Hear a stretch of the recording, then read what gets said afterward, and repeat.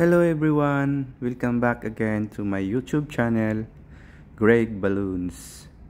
Once again, I wanna share you this kind of decoration. It's first birthday.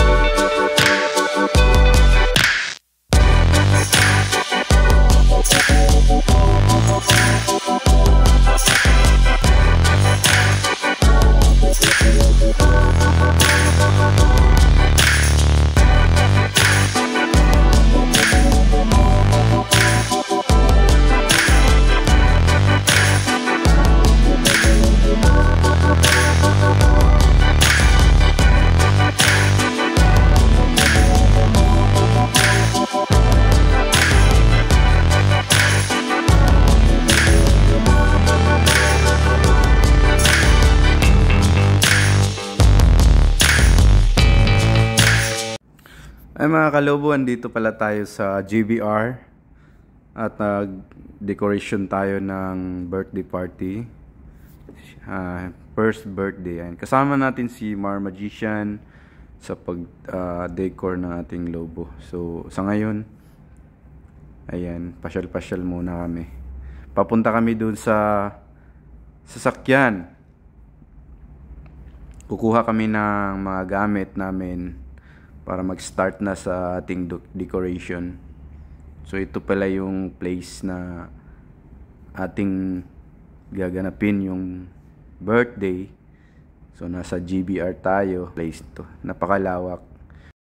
Sa magandang araw sa inyong lahat, sa mga aking mga taga-subaybay, mga kalobo.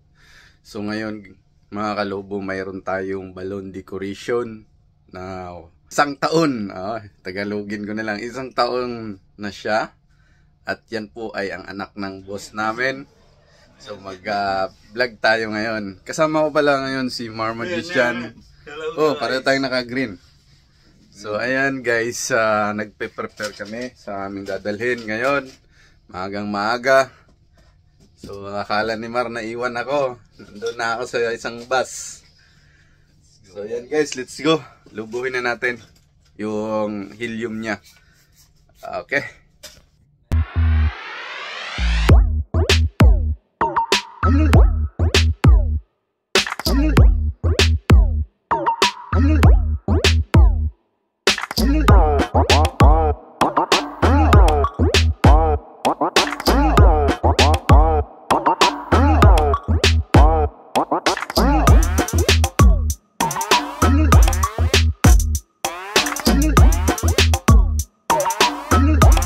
Okay, ayusin mo.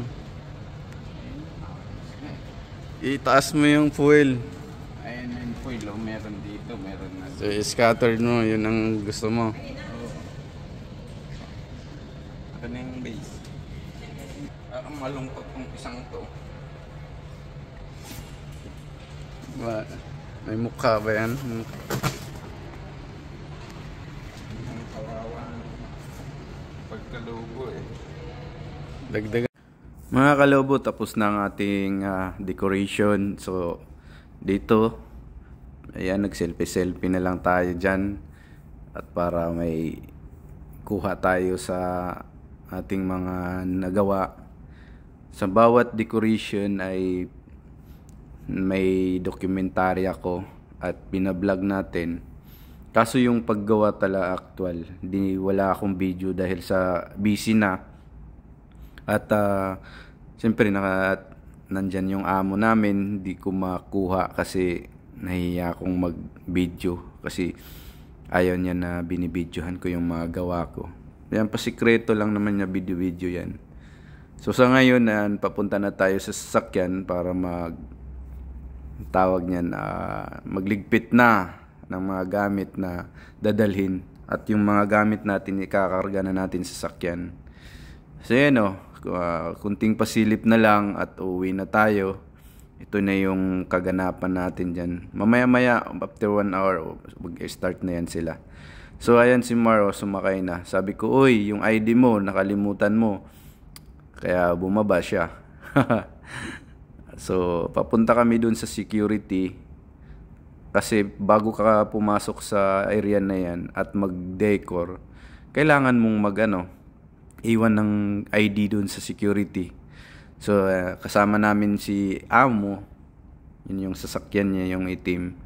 So, papunta kami ngayon sa security guard. So, hanggang dito na lang. Salamat.